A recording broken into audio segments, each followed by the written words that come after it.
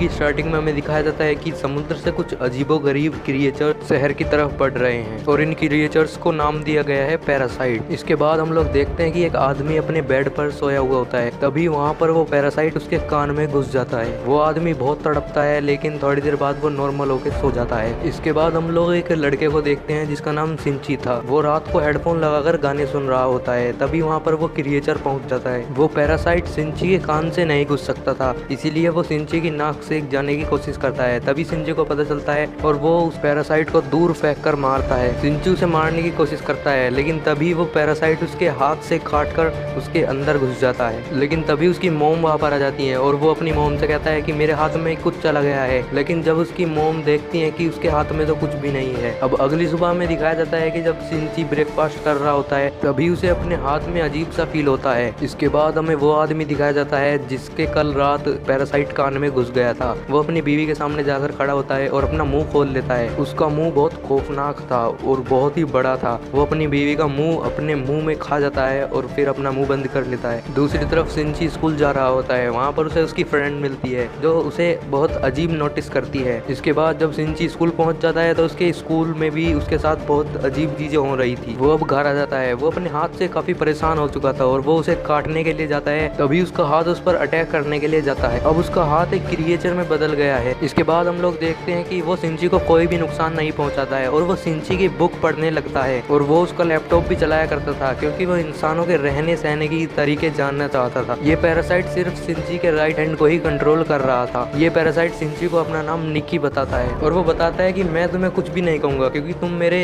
Host जो हो। इसके बाद हम लोग देखते हैं कि सिंची और माइक में दोस्ती होने लगी थी। बाकी जो पैरासाइट थे वे शहर में तबाही मचा रहे थे। अगले दिन जब सिंची स्कूल जा रहा होता है तो उसका वो पैरासाइट उसे एक रेस्टोरेंट की तरफ ले जा रहा होता है। वहाँ पर सिंची देखता है कि कुछ पैरासाइट इंसानों को मारकर खा रहे होते हैं। वो पैरासाइट सिंची को देखता है और वो सोचता है कि सिंची भी पैरासाइट से इन्फेक्टेड है और वो उसे इंसानों का मांस खाने के लिए देता है। जब उसे पता चलता है कि सिंची पूरी तरीके से इन्फेक्टेड नहीं है तो वो सिंची पर अटैक करने की कोशिश करता है, लेकिन माइक सिंची को बचा लेता है और वो उन पैरासाइट को मार डालता है क्योंकि अगर सिंची मर जाता तो वो पैरासाइट भी खुद ब खुद मर जाता। ये इसने अपने फायदे के लिए किया था। इसके बाद न्यूज आती है कि शहर के लोग मरते जा रहे हैं, लेकिन इसका पता नहीं चल रहा था कि ये मर कैसे रहे हैं। सिंची माइक से कहता है कि तुम बाकी पैरासाइट से क्यों नहीं कहते कि वो इंसानों को न मारे। माइक कहता है कि तुम भी तो सब और जानवरों के गोश्त को खाते हो और हमारा खाना इंसान है, तो इसमें गलत बात क्या है। सिंची जब स्कूल जाता है तो माइक उसे बताता है कि तुम्हारे पास एक और पैरासाइट है और वो पैरासाइट और कोई नहीं बल्कि सिंची की टीचर होती है। जब वो टीचर सिंची को देखती है तो उसे भी पता चल जाता है कि सिंची भी इन्फेक्टेड है। इसके बाद वो टीचर सिंची से कहती है कि तुम्हें मुझसे डरने की कोई भी जरूरत नहीं है क्योंकि मैं इंसानों को नहीं मारती और बल्कि मैं तो इंसानों के रहन सहन सीखना चाहती हूँ। इसके बाद वो टीचर सिंची को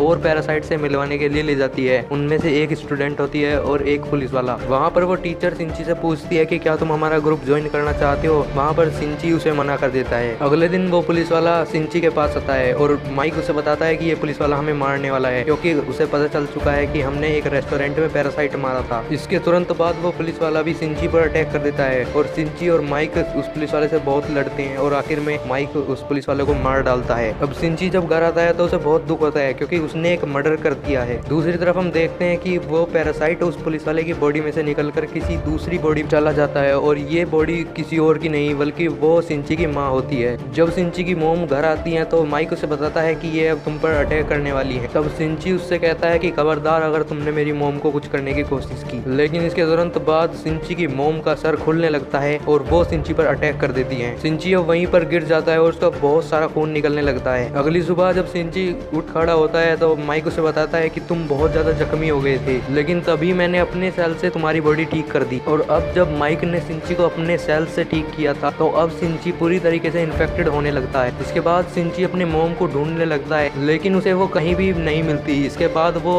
अपनी टीचर के पास जाता है और वो पूछता है कि वो पुलिस वाला अब कहाँ है, लेकिन वो टीचर सिंची को कुछ भी नहीं बताती। इसके बाद माइक सिंची को बताता है कि अब मुझे भी दिन में 4 घंटे सोने की जरूरत पड़ेगी और उस दौरान मैं तुम्हारी हेल्प नहीं कर सकूंगा, तुम्हें अपना बचाव खुद करना पड़ेगा। अब अगले दिन जब सिंची स्कूल जाता है तो वो उसी स्टूडेंट को देखता है जिसे टीचर ने उससे मिलवाया था। अब वो सिंची के स्कूल में ही एडमिशन ले लेता है और वो सिंची का दोस्त बनने के लिए ड्रामा करता है। लेकिन कुछ ही दिनों में सबको पता चल जाता है कि वो स्टूडेंट एक पैरासाइट है और फिर वो स्कूल में स्टूडेंट्स को मारने लगता है। इसके बाद वो सिंची के फ्रेंड को भी मारने के लिए जाता है लेकिन सिंची वहाँ पर आ जाता है और वो अपने दोस्त को लेकर ऊपर से जंप लगा देता है। वहाँ पर वो टीचर आती है और वो उस पैरासाइट को मारने की कोशिश करती है, क्योंकि उसकी वजह से सबको उसका भी पता चल सकता था और इसीलिए वो वहाँ पर बॉम्ब ब्लास्ट करती है, लेकिन उस पैरासाइट को कुछ भी नहीं होता। इसके बाद वहाँ पर पुलिस भी आ जाती है, लेकिन वो पैरासाइट उन पुलिस वालों को भी मार गिराता है। अब माइक सिंची को बताता है कि वो छत पर है और इसीलिए अब सिंची दूसरी छत पर जाता है और उसे एक तीर से मार डालता है। इसके बाद वो टीचर के पास जाता है और वो टीचर से